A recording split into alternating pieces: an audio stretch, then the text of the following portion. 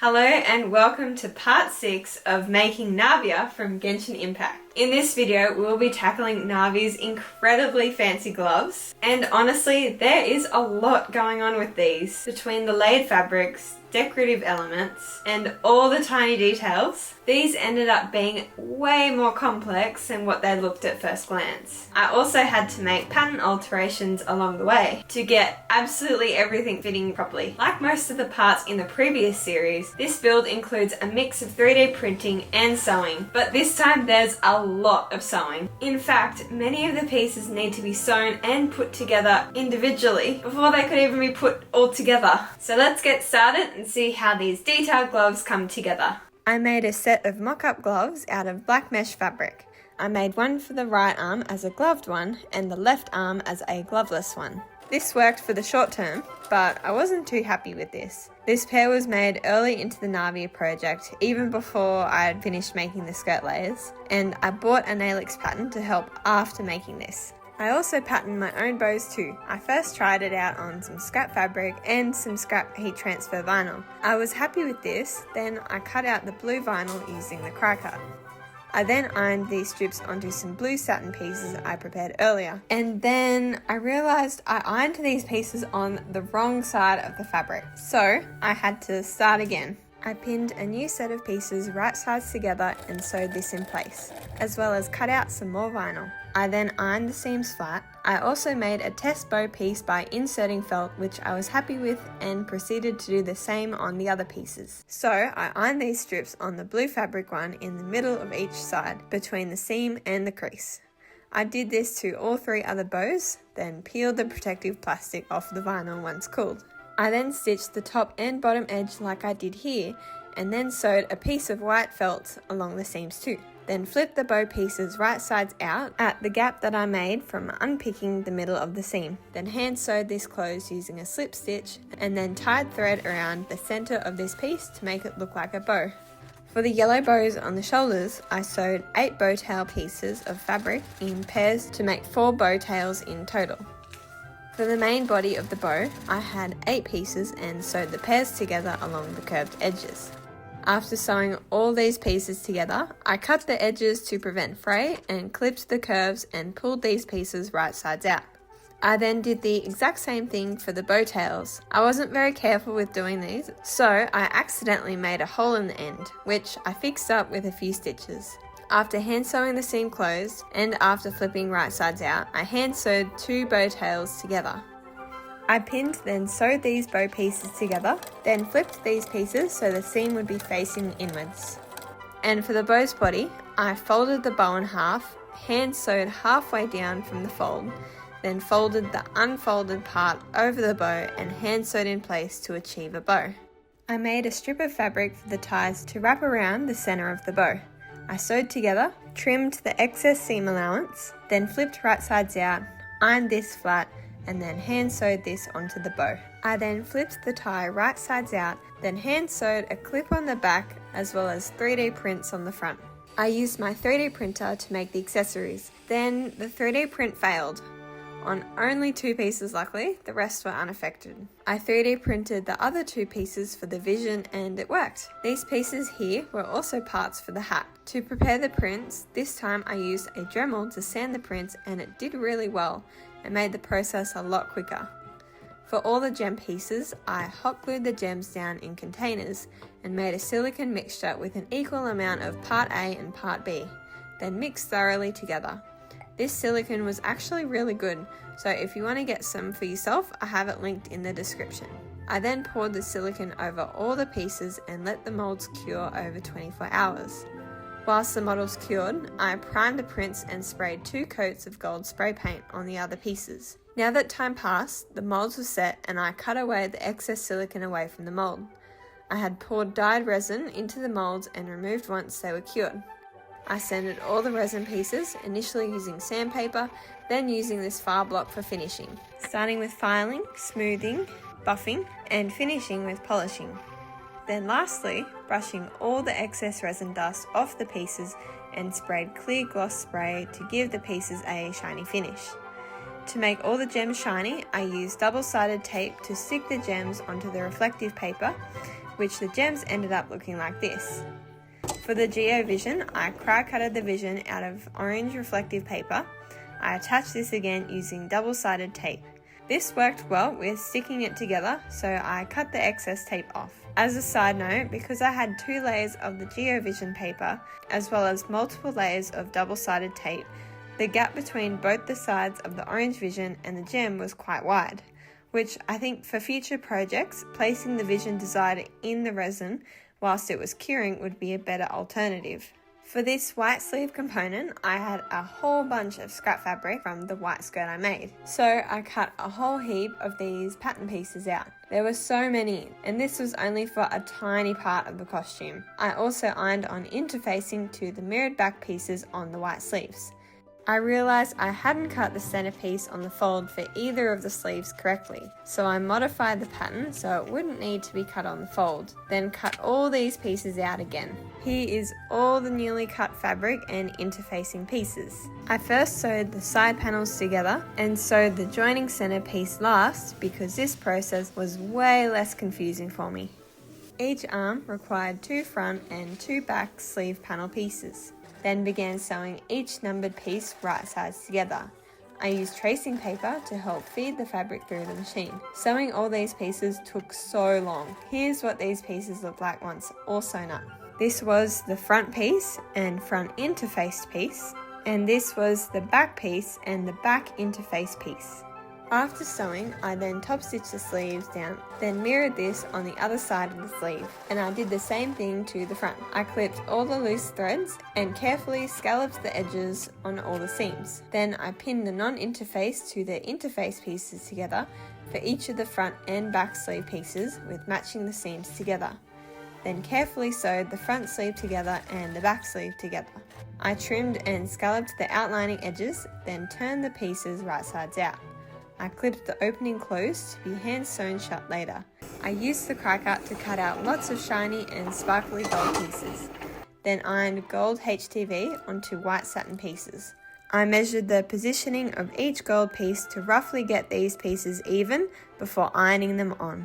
After letting these cool, I removed the protective plastic off the sleeve and it was starting to look amazing. I then ironed a sparkly gold on top of the HTV to finish off the sleeves. Some of these gold pieces actually fell off from their pressing plastic or were way too small for safe handling, so I used some spare and bigger plastic from previous vinyl when ironing these on. This is a close-up of all the gold glitter pieces we've applied. And with that, the white sleeves are now finished. As this piece wasn't very big, I decided not to make a mock-up, so I cut out the original pattern size pieces out of the velvet fabric. These pieces included were foam to add volume and the velvet pieces. I soon learned that this piece was not going to be big enough for my arm size, so I modified the pattern pieces at this spot so it would be on the inner arm and hidden. I first drew 2 lines on the cuff pattern, which I then readjusted a line to be closer to the edge. I was happy with the new lines, so I began to cut out along each line to make separate pieces. It's also important to draw a perpendicular line across all the pieces to easily align the pieces later. On a spare piece of paper, I measured the gap I wanted to widen the sleeve cuff. I taped the main cuff body edge by aligning it with the straight line. I drew a long perpendicular line on the paper, then aligned the pattern pieces using the horizontal line and did the same for the edge piece of the pattern. I then added extra tape to secure the pieces down. I used my French curve ruler to readjust the curves on the sleeves of the newly altered pattern. I marked the midline of the center front and drew a line on the paper too. I cut the paper out to make it a manageable size piece, then folded the paper on the back side along the drawn center front line. Then added some tape along the adjusted side. I cut around the adjusted paper on the fold so that the side would be mirrored. I then removed the smaller unadjusted side of the pattern and taped the center front down onto the newer and wider pattern side. The pattern piece for the foam insert was now finished. After this, I made the pattern piece for the velvet cover, which I traced out on the tracing paper and added a 1/2 inch seam allowance. I cut out 2 foam insert pieces from the new pattern. I cut out 4 velvet pieces of fabric, then sewed right sides together. I also drew a line for the narrow seam line using a heat erasable pen. I then trimmed the seam allowances and clipped the curves. I then flipped the cuff right sides out, then pressed the seams flat using a pressing cloth off camera. Then carefully fed through the foam insert, which actually worked quite well for this piece. The other foam piece broke in half, which I hand sewed back together to put the foam insert in. I then positioned these vinyl pieces onto the fabric and then ironed them in place. After the vinyl cooled, I removed the protective plastic off the vinyl. To finish these pieces, I firstly hand sewed the openings of these pieces closed, then hand sewed the edges together to make a cuff. I tried the fit from the original pattern and it was too small, so I had to alter the Forearm Brace pattern for it to fit. I also had to alter the gold foam pieces too. This oval piece I didn't have to alter because I made no changes to where it will be placed on the pattern. I then ironed interfacing on one side of the velvet. I then sewed the interface and non-interface pieces right sides together. To be able to turn this piece right sides out, I left an opening on the side of the cuff. After sewing the Forearm Brace together, I've trimmed the seams, then clipped the curves, and flipped right sides out, and tried the brace on, which fit quite well. I hand sewed the opening closed. For these details, I cut out the shapes from 2mm EVA foam. I then covered these pieces with gold faux leather and double-sided tape. I trimmed triangles out of convex curves and clipped the pleather for concave curves. I then folded the gold pleather over onto the EVA foam and trimmed where necessary to neaten. I then did the same for these pieces too, and for the corners at the edge, I trimmed diagonally like so and folded it over. And here were all the freshly wrapped foam pieces. For these details and more complex shaped pieces, I broke them down into tackling one curve at a time.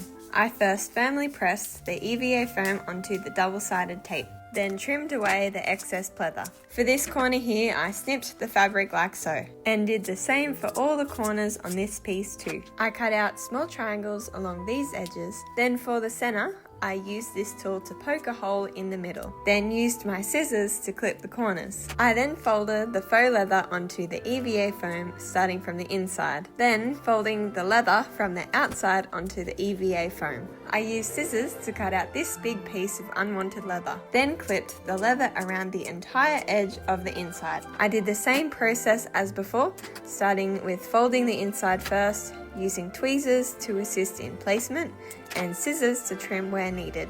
After folding the entire inside, I then moved to folding down the leather on the outer side. I trimmed where needed, then finished folding around the decorative end. And here is all the finished pieces. Over time, the folded pieces were peeling off the foam, so I had to press them down again, then hand sew these pieces down like I did on this piece. For all these details on the cuff, I actually compared my altered pattern piece to the vinyl pieces to scale and just increased the size of the vinyl to get these pieces the right size, then cry cut them out. For the cry cutting settings, I had mirror off and used the smart iron on glitter vinyl option. The cry cut the pieces out. I ironed the glitter vinyl onto the fabric and removed the protective layer once it cooled. For the centerpiece, I repositioned the gold pieces with the foam piece to check and double check symmetry. I then ironed the centerpieces on. I trimmed off the excess vinyl, then ironed on the loose edges onto the brace. Then hand sewed the brace center back edges together. I hand sewed the gold foam pieces on. I slotted the gem we made earlier partially under the foam and hand sewed this tiny foam piece on, which also secured the gem. I also did the same for this big gem too, and the brace part of the gloves is now finished. I removed all the unwanted tiny pieces from the front and back part of the glove. To make the gloves, I ironed the glitter details onto mesh fabric to make a lace-like fabric. After this had cooled, I trimmed around the side edges. I positioned these vinyl pieces in place, then ironed on a different design for the palm hand and back hand of the glove. After they cooled, I peeled off the protective plastic layer. After the decorative pieces were secured, I trimmed the excess mesh around the upper edge of the glitter lace. For the body of the gloves, outside the video, I previously traced my hand onto a pattern, then traced the pattern onto stretch velvet fabric. I roughly cut out the glove out of stretch velvet fabric. I used scrap fabric to make the gloves and had the nap in their direction towards the fingers. So if you're wondering why I'm aggressively stroking the fabric, this is why. I then matched up the rough glove pieces and pinned together with a good amount of pins to prevent the fabric from slipping around. I then sewed the fabric along the outline to make a glove. I carefully sewed along the trace line for the fingers and carefully sewed a narrow seam up along the edge of the next finger. I then trimmed the excess fabric and separated the fingers. I carefully trimmed around the thumb and fingers and was very careful not to clip the stitches. I then flipped the glove right sides out to try it on. It did feel a bit snug to wear, but this didn't really bother me. For the lace detail we made earlier, I sewed a hem along each of the bottom edges. For the mesh detail, I hand sewed one seam edge fully together, and for the other side, only sewed halfway for ease of taking the glove on and off. I hand sewed the seams flat to the lace, then flipped right sides out as the lace part was now finished and ready to be attached to the glove. I then hand sewed the lace mesh detail to the glove, as the glove was a stretchy fabric and the lace detail was non-stretchy. I had to wear the glove on my hand, stretch it where needed, and hand sew the lace detail with the seam and centers matching. After the lace had been fully secured to the glove, I then trimmed away part of the glove so that the mesh would now be see-through. The glove felt a little snug to wear, but it was something I could get used to. And the glove is now finished.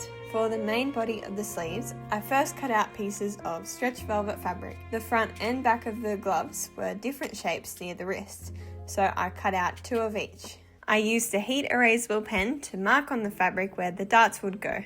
I used my cry cut to cut out the decorative pieces for the front and back of the glove. I used a weeding tool to remove the unwanted pieces. This is for the back of the wrist and this is for the front of the wrist. I then ironed on the black glitter vinyl on the top and bottom glove pieces, then gently removed the plastic once the vinyl had cooled. I clipped around the edges of the fabric and vinyl and removed the fabric behind this tiny little detail, then marked out the darts onto the gloves. I sewed the darts in place on both the front and back pieces, then carefully positioned the gold glitter detail onto the glove and ironed thoroughly. I then peeled the protective plastic off the gold vinyl. I then carefully positioned black smocked vinyl on top of the gold detail and checked that it was symmetrical, then ironed this on too. I then sewed the gloves together by matching the front and back glove pieces right sides together. The gloves fit nicely around the wrist, however it felt a bit snug on the upper arm, so I created a velvet insert to sew in on the inner arm, which made the glove fit really well, and this insert was well hidden once all the glove pieces were together. I couldn't fully sew to the end point, so I had to stop here and hand sew the rest of it. To make this glitter detail of the sleeve, I used the cry cut to cut out the vinyl decoration off camera, then used a weeding tool to remove all the unwanted pieces.